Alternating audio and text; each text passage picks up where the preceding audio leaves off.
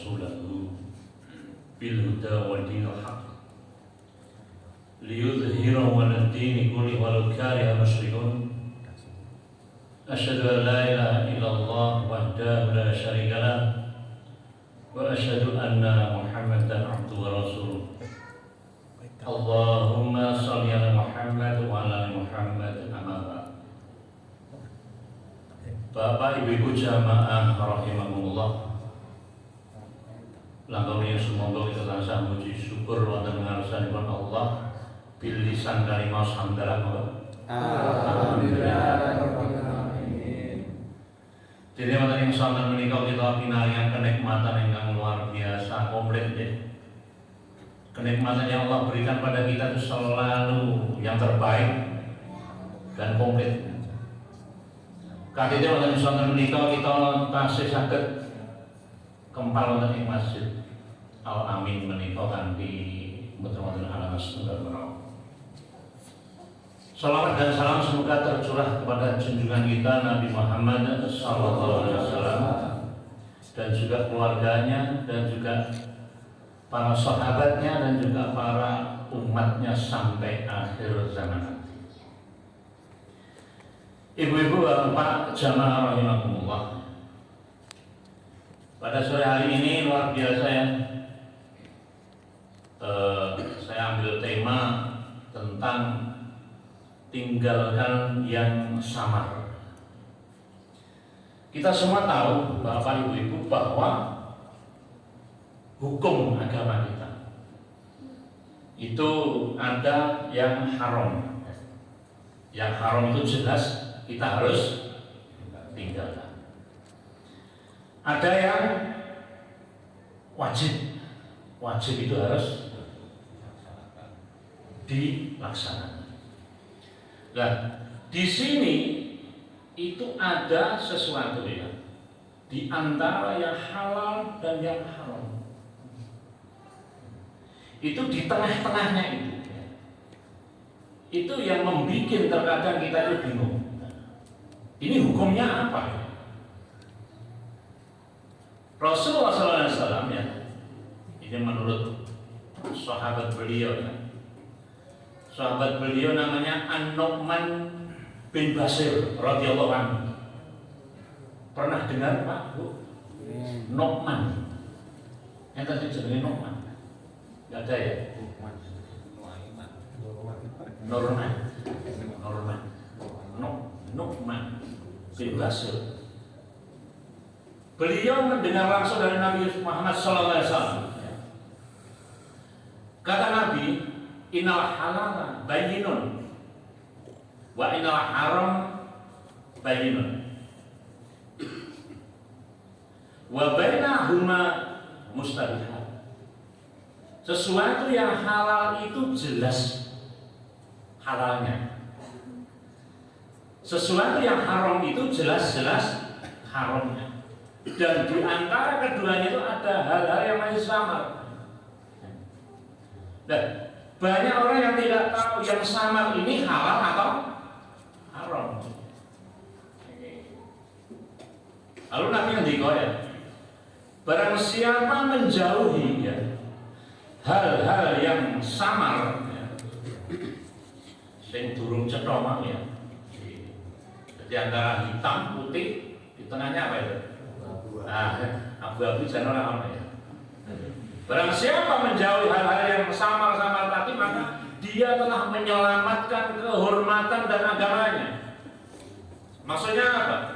Dia telah menyelamatkan dunia dan akhiratnya. Adapun mereka yang sengaja menceburkan dirinya dalam hal-hal yang samar tadi, wah samar rapopo, abu-abu ya rapopo, maka dia akan terjerumus kepada sesuatu yang haram. Jadi kalau dibiarkan, kalau dia nekat, ini dia terjerumus ke sesuatu yang ketarik ke yang haram.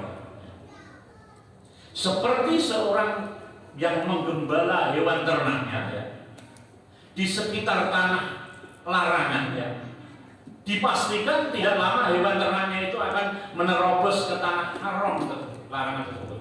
Ketahuilah bahwa setiap raja itu rata-rata punya tanah larangan. Jadi Rasulullah membagi sesuatu menjadi 3, halal, haram, dan samar-samar. Belum jelas. Nek jual beli itu apa? Halal. Terus itu jelas halal jual beli. Terus nek riba jelas haram. Mabuk haram. Babi haram. Itu jelas. Apa? Mose turun ke kantor ya. Buah-buahan halal. Air halal. Jadi antara yang jelas haram dan halal ini ada yang sesuatu yang masih namanya remeng-remeng. Cara Jawa itu remeng-remeng. Kata ulama ya. Kata ulama ini. Remeng-remeng itu biasanya hal yang baru. Zaman Nabi belum ada. Nah, hal baru ini bisa yang pertama muamalah. Yang kedua bisa berupa transaksi keuangan. Bahkan bisa barang. Contoh sekarang. Contoh muamalah ya. Misalnya transaksi keuangan. Sekarang itu ada namanya, kalau jangan sudah pernah dengar trading, forex, pernah dengar? Bahwa kripto, uang kripto. Kalau kita bergabung di situ ya, wah itu nanti ini, Anda bisa bergabung di sini nanti 5 tahun ke depan uang Anda menjadi sekian. Anda beli misalkan emas, namun emasnya tidak berwujud. Ya. Emas itu misalkan atau tadi yang dinamakan kripto tadi, itu berupa unit. Misalkan 1 juta itu saat ini mendapatkan 100 unit. Itu 100 unit atau 1000 unit lah, awal 1000 unit 1 juta. Ini contohnya. Berarti 1 unit berapa?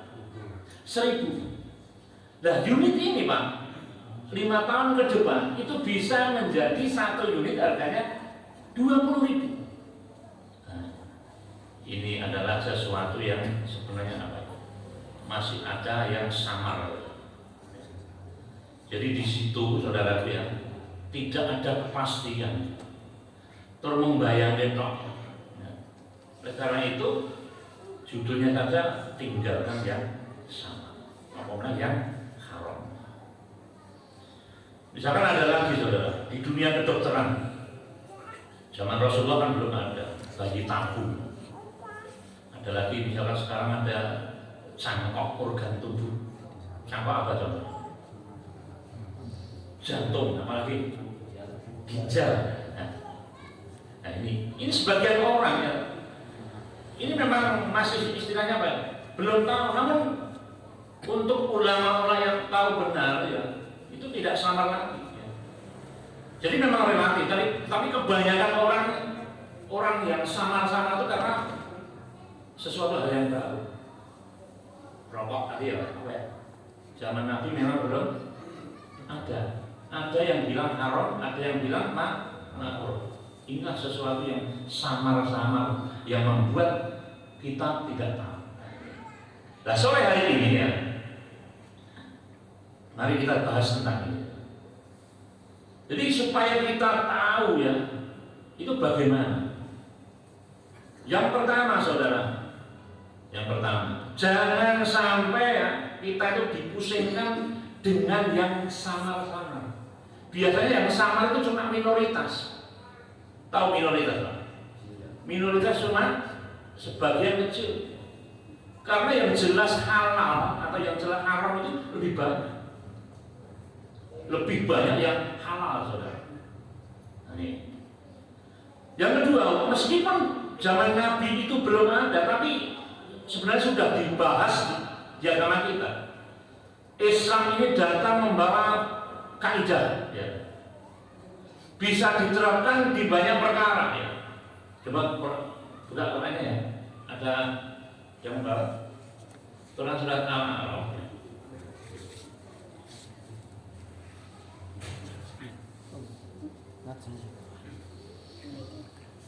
Al-A'raf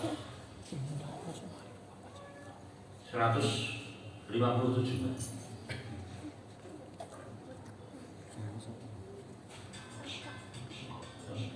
57. Baca. Belum ketemu. Apa? 157.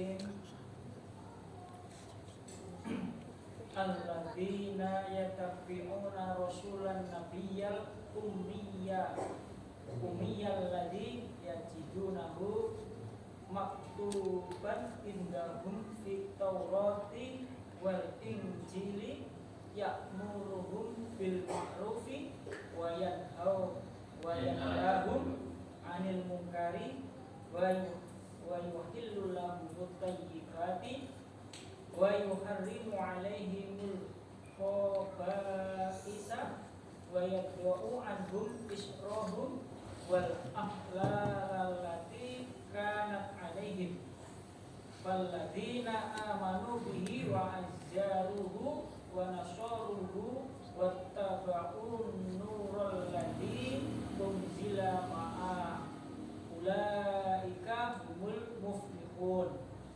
Artinya yaitu orang-orang yang mengikuti Rasul, Nabi yang ummi, tidak bisa baca tulis, yang namanya mereka dapati tertulis di dalam Taurat dan Injil, yang ada pada mereka, yang menyuruh mereka berbuat yang ma'ruf dan mencegah dari yang mungkar, dan yang menghalalkan segala yang baik bagi mereka dan mengharamkan segala yang buruk bagi mereka, dan membebaskan beban-beban dan belenggu-belenggu yang ada pada mereka. Adapun orang-orang yang beriman kepadanya, memuliakannya, menolongnya, dan mengikuti cahaya yang terang yang diturunkan kepadanya Al-Quran, mereka itulah orang-orang beruntung. Nah di sini Pak, jadi Quran ini ya, Quran ini sebagai petunjuk ya, lewat Rasulullah ya. Jadi tugas para Rasul itu antara lain yang tadi dijelaskan ya, adalah menghalalkan yang baik-baik dan mengharamkan yang buruk-buruk. Jadi ini kaidahnya. Ini bisa diterapkan di banyak perkara. Ya seperti tadi contoh sesuatu yang muncul belakangan. Dalam zaman dulu memang belum ada yang namanya rokok ya. Dan ada orang tanya, dan orang itu perokok. Biasanya perokok itu menganggap rokok itu sesuatu yang perokok. Apa? Sing perokok berapa? Ini kan tadi perokok ya. Rokok iya enak ya Pak. Menurut kula niku nek mboten merokok mboten saged. Ali Hisab. Kula niku nek menapa mboten merokok mboten saged Mikir. Bahkan barang kula masuk angin. Jadi ada orang yang bilang seperti itu. Terus coba kita tanya ke ahli kesehatan. Jadi yang namanya objektif itu harus tanya. Jadi ahli kesehatan itu siapa? Dokter kan? Misalkan dokter kita tanya, Dok, ada teman saya bilang bahwa rokok itu baik-baik saja, bahkan bisa membantu memunculkan inspirasi. Ada yang bilang dia. Jadi merokok jarang itu apa? Maksudnya ide-ide itu muncul. Itu menurut dokter bagaimana? Nah ini kaidah. Jadi Rasul bersabda tidak boleh melakukan sesuatu yang membahayakan diri sendiri dan sesuatu yang membahayakan orang lain. Jadi Al-Hakim. Jadi meskipun dokter itu sebenarnya merokok, dia akan bilang bahwa rokok itu sebenarnya tidak baik. Meskipun saya sendiri merokok. Jadi dokter sendiri bilang seperti itu. Dan kaidah Rasul mengatakan bahwa tidak boleh melakukan sesuatu yang membahayakan diri sendiri dan sesuatu yang membahayakan orang lain. Sekarang katanya perokok itu kalau bercampur atau ketemu kita berkumpul dengan orang yang tidak merokok itu yang tidak merokok namanya apa? Perokok pasif. Itu lebih bahaya. Karena itu makanya sekarang kayak Ya rasa cedak-cedak merokok. Makanya apa itu? Apa dhewe wae. Nah, dan di situ ini maaf ya kita bicara ya Pak, bicara ini nanti kita kembalikan tutup mahmud kabudut Allah aja memberikan kelonggaran. Kalau Anda beriman silahkan beriman, kalau kufur silahkan kufur. Cuma kaidah ini tadi ya, bahwa ya monggo nek memang merokok itu menurut Anda itu merupakan sesuatu yang sangat bermanfaat, tapi Rasulullah nanti seperti ini. Surah bagus, nggak berapa teko, monggo. Jadi ini memang ya, bahkan di situ dituliskan bahwa berapa nanti tulisannya apa? Berapa? Luar biasa itu. Jadi, oke, karena itu ya sekali lagi ada orang yang mengatakan makruh, monggo. Jadi di sini tadi kita ambil kaidah tadi. Di dalam Quran surat Al-A'raf tadi dikatakan bahwa Taurat dan Injil dan Quran itu menyuruh mereka berbuat yang makruf dan mencegah dari yang munkar, dan menghalalkan segala yang baik bagi mereka dan mengharamkan segala yang buruk bagi mereka. Karena itu, adapun orang-orang yang beriman kepadanya itu akan memuliakannya, menolongnya dan mengikuti cahaya yang terang yang diturunkan kepada Al-Quran. Jadi kalau kita beriman pada Allah ya, beriman pada rukun iman kan ada 6. Maka penting banget sebenarnya kita bahas tentang tauhid. Salah satunya adalah beriman pada kitab Allah. Jadi di dalam Al-Quran itu la raiba fi, tidak ada keraguannya.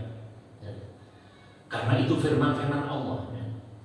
Kalau hadis masih kita harus, kalau yang hadis yang sahih yang asli itu jelas tidak ada keraguan. Tapi hadis itu sekarang banyak, bahkan banyak sekali hadis yang palsu. Apalagi ini medsos seperti itu masyarakat. Ini pada bulan Rajab ini, kalau bagi Anda yang membaca misalkan Al-Baqarah 30 kali ya, ini kalau telah ditelusuri tidak ada hadis seperti itu. Ini menurut kita baiknya Quran loh, di-share, padahal kita tidak tahu. Kembali ke sini tadi. Jadi samar-samar itu juga relatif buat sebagian orang.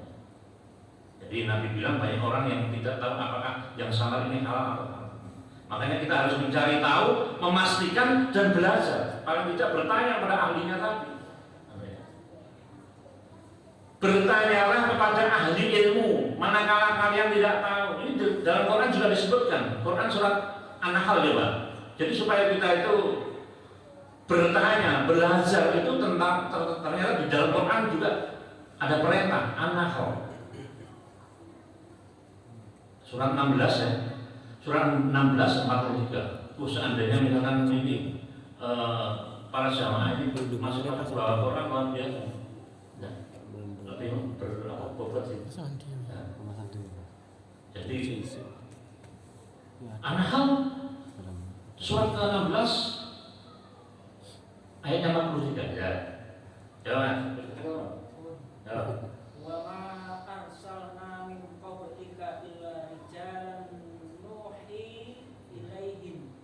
Fas'alu ahla dzikri in kuntum la ta'lamun. Dan kami tidak mengutus sebelum engkau Muhammad melainkan orang laki-laki yang kami beri wahyu kepada mereka, maka bertanyalah kepada orang yang mempunyai pengetahuan jika kamu tidak mengetahui. Jadi fas'alu ahla dzikri in kuntum la ta'lamun. Bertanyalah kepada orang yang mempunyai pengetahuan jika kamu tidak mengetahui. Ojo pakai waktu nek wong Jawa kan pepatahnya itu malu bertanya sesat di jalan.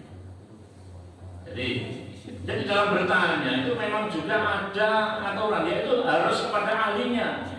Kalau bertanya bukan pada ahlinya lagi, ini akan tersesat. Contoh, wis ngerti ya, nek dalan iki angel. Misalnya nang omahe Pak Man, daerah mana? Wah, nek rung tau ora, wah, dalane masyaallah. Ya mung nyiwa karo tenan kan. Nek ra nyiwa, tenan. Wah, ning sok tahu aku nang kono jajan ku piye. Dia tidak mau bertanya. Terus gentar ngerti-ngerti. Bulane ngetan jebule bulan, Masya Allah. Yang akhirnya tersesat. Atau mungkin tanya bukan pada ahlinya. Gandeng dheweke iki mongso ngerti ya, ana cah cilik takon wong tuwa pakai manut takon cah cilik cah semono. Akhir 3 tahun di tahan sapi. Le. Omahe Pak Mangas iki. Wah, apa Pak? Wong mriko terus saya beras. 3 tahun ditakon tersesat. Yang jadi masalah itu tentang hal halal dan haram tadi. Kalau kita tidak tahu dan tidak tanya akan tersesat, saudara. Nek hal duniawi saja, hal duniawi kita tidak mau bertanya, kita tetap tersesat. Namun ya, ijin isoh bali, gitu. Meskipun nanti bengi, ya betul. Jangan dalam yang bikin, Pak Man mau jangan misalkan jam maghrib setengah ngomong gandeng isin ragil takon tersesat. Ning jek iso mulih meskipun tekan bengi. Tetapi saudara, kalau tentang akhirat saudara, kalau tentang akhirat kita itu tidak tahu dan tidak berusaha ingin tahu. Orang gelem ngaji, orang gelem takon, ini akan tersesat. Alhamdulillah. Dikira ini sesuatu yang diperintahkan oleh Allah. Wah, aku muri-muri. Ini maka memang proyek setan, saudara. Jadi memang setan itu terkena banyak supaya kita yang pertama ingat ya dulu, nah saya jelaskan ya.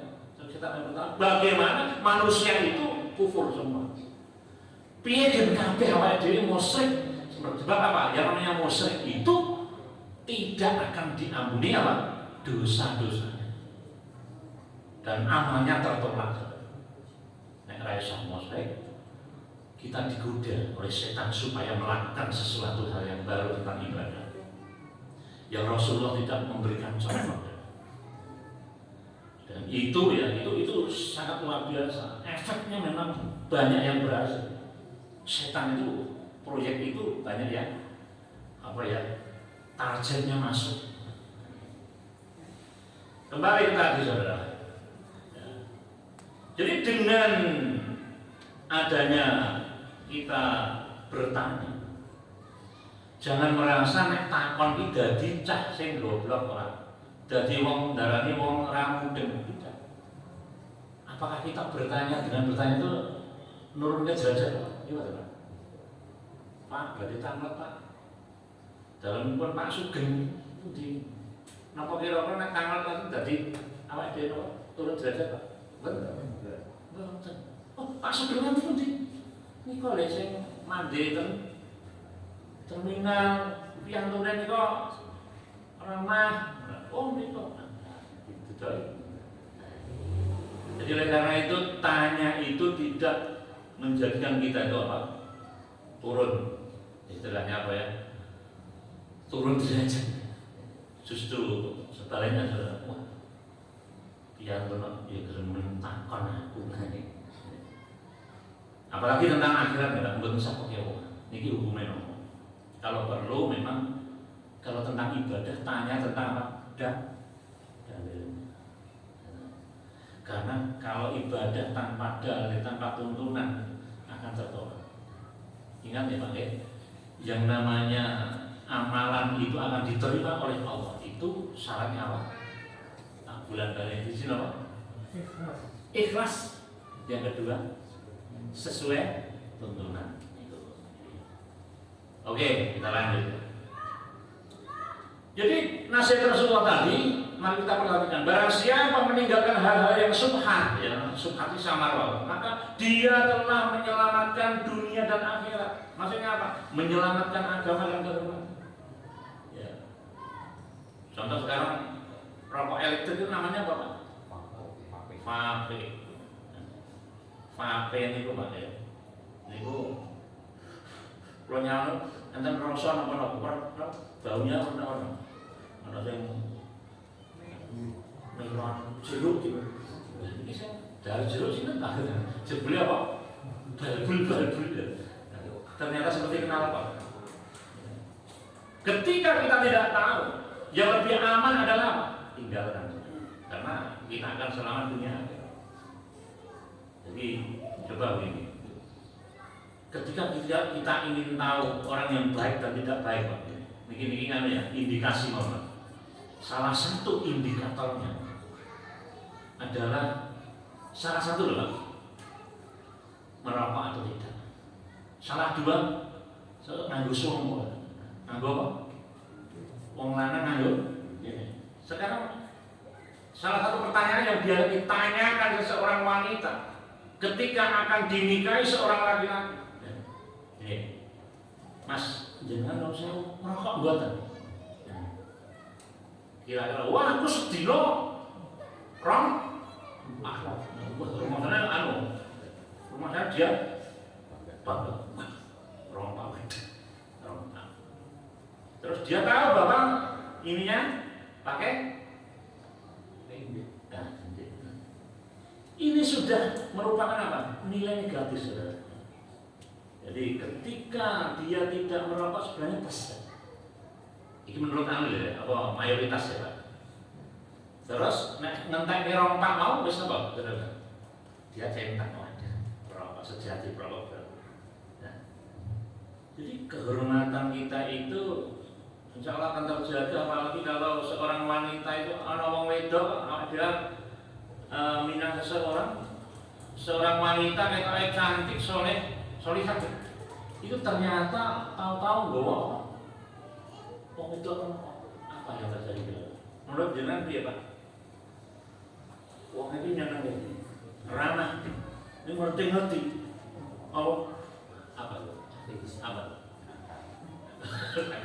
Kira-kira situ Bapak. Situ. Ada motokan.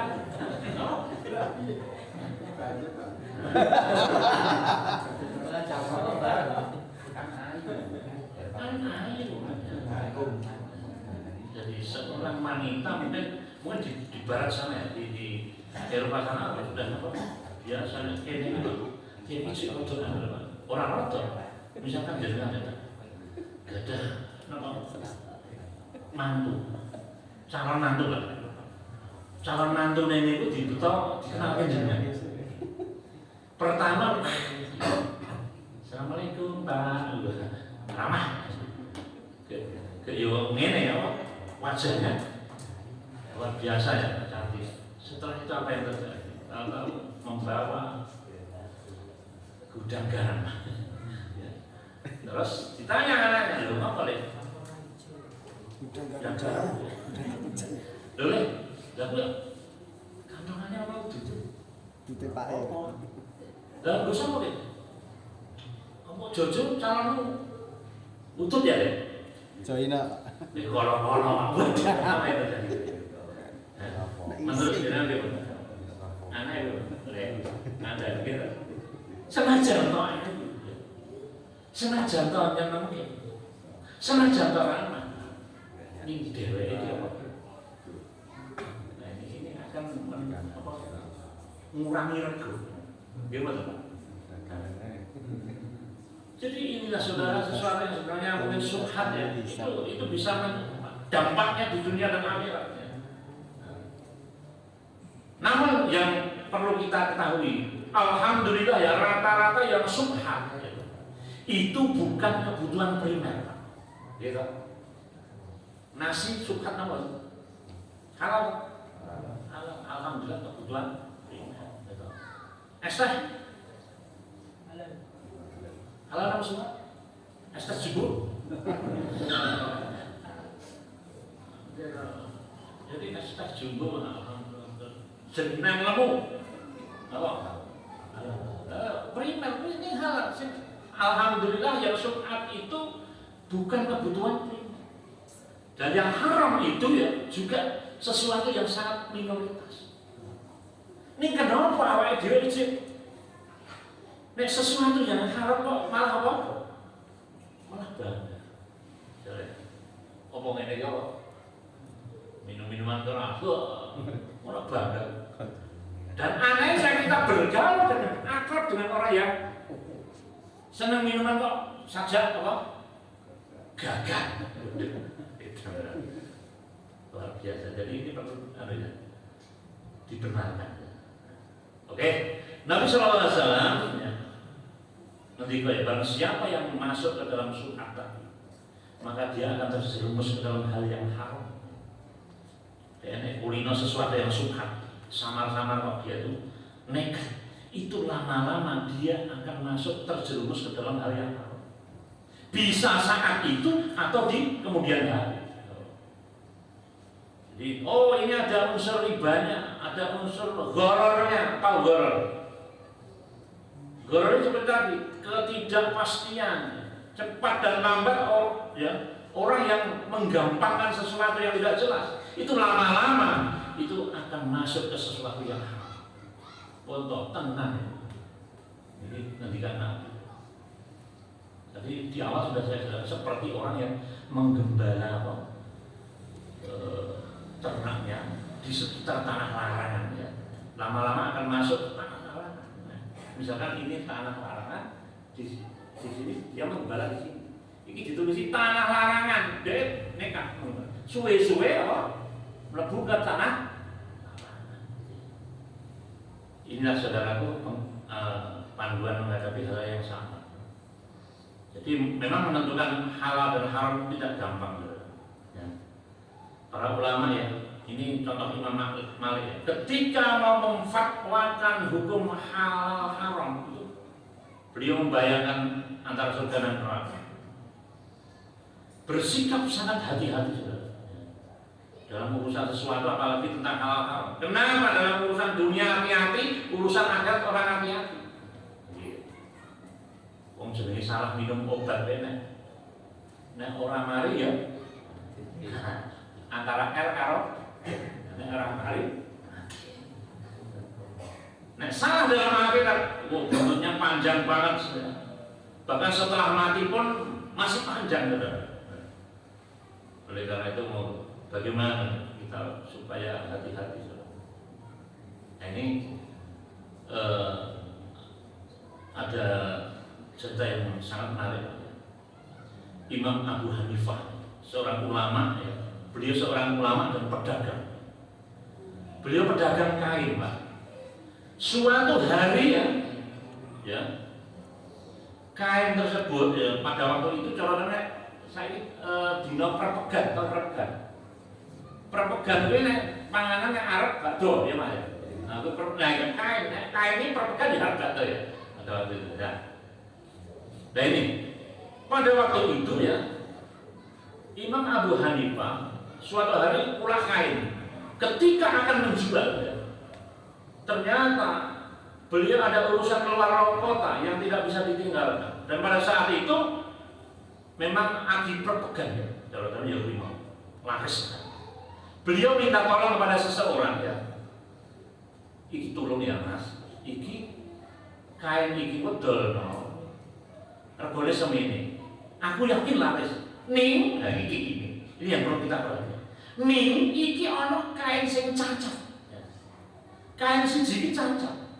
Lah engko kowe kudu jelaske kain iki tur aja lali.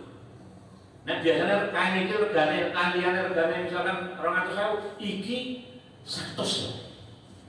Oh siap. Nah, saya jenenge apa? Nah, zaman saya siap. Ini orang gagas, glosir kain. Ingat ya, iki ana sing cacat. Engko ngomong nek iki cacat. Lho kuwi bolong sithik. Pokoke cacat. BS. Setelah itu apa yang terjadi? Saking laris, singkat saja laris. Laris manis. Tanjung Kimpul apa? Untung besar lah. Setelah itu saudara, Imam Abu Hanifah mundur pulang. Mas, piye mas? Alhamdulillah. Entah apa, pesan kuno lali orang. Lho napa? Wah iki kain cacat mah. Waduh. Kula kesupen tenan. Masya Allah, piye to Mas? Lah sing tuturen kene wong kira. Wah, kathah banget. Lah, apa yang terjadi? Lalu Imam Abu Hanifah keliling. Woro-woro siapa yang tadi membeli kain cacat dengan ciri-ciri seperti ini? Kotak-kotak gede warnanya mungkin apa jenis hijau. Sinten sing tumbas? Tidak ketemu saudara. Digulik kono-kono bang. Tidak ketemu saudara. Lalu beliau bilang ini, pada yang diberi amanah ya, pada yang diberi amanah tadi. Ini, ini. Keuntungan niki, kain niki kabeh sedekahno. Karena kecampuran sesuatu yang suka. Berarti niki mau apa? Sedekahno kabeh. Karena apa? Kecampuran ya sesuatu yang suka. Umpama dhewe. Ora kaine mau payu ora dhewe pripun, Pak? Alhamdulillah. Senajan apa? Cacat. Ini tidak berlaku dari Imam Abu. Sedikit warnanya sodakohno ya, karena kecampuran dengan sesuatu yang suka. Makanya beliau itu berkah hidupnya. Padahal beliau tidak sengaja dan lupa. Bagaimana orang yang kira-kira jual barang KW gitu. Saya ingin mboten Pak. Wong dodol barang KW itu. Ning diomongke apa? Tapi malah hati-hati lagi tidak. Nek kates malah rasane KW. Nek kates kuwi California. Ya. Jadi hati-hati ya. Jadi terkadang kita itu malah dituntut-tuntuti. Apalagi makelar pik. Pik motor dari 5 juta. Lho kok murah? Oh, karo kowe. Karo kowe. Lah kok murah padahal bar punya bar tabrak bola-bali. Lah wis tabrak. Oh. Lah wis ana jempolane. Oh, nasmek. Nah gitu. Jadi dituduh bukan subhat lagi tapi haram itu ya. Ya. Peteng dedet orang abu-abu ning apa? Ireng gitu. Nah ini. Karena itu Muslim ya secara apa istilahnya cara dagangnya harus berbeda dengan yang lain. Kita jaga kehalalan dan kejujuran. Terakhir ya, Nabi Sallallahu Alaihi Wasallam bersabda, seandainya penjual dan pembeli jujur, maka akan diberkahi keduanya ya. Seandainya dia tutup-tutupi atau bohong, maka Allah akan musnahkan keberkahan keduanya. Ya, contoh pembeli dengan duit sing palsu, didelit-delit, dileboknya enggak ada apa? Lakangan 100.000 kok nek enggak apa? Ngerti nek kuwi palsu dileboknya enggak? Sing tengah ada enggak seperti itu, Pak? Nah, ini tidak akan diberkahi, bahkan akan dimusnahkan keberkahannya. Mungkin itu saja arsya pada sore hari ini sudah menjelang Isya. Bila tak berada, assalamualaikum warahmatullahi wabarakatuh. Waalaikumsalam.